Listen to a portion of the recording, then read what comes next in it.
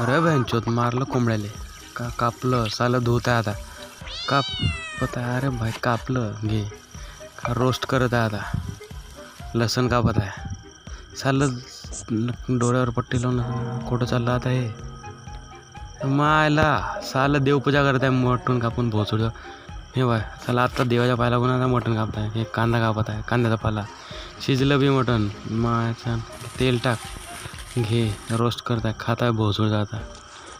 घे दोघे नवरा बायको कुठं आले बाहेर आले फिराले मटण खाऊन. मला खाऊन टर्रा झोपला बाय भोसडचा. घे पुन्हा अरे मादरचोद पुन्हा आलं मटण घ्यायले माची. घे भाजीपाला घेत आहे.